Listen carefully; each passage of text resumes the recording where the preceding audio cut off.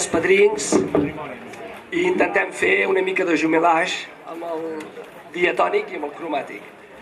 Començarem amb una peça els dos junts, després tocaré dues peces sols i acabarem també amb una peça conjunta. La primera es diu Varsovia.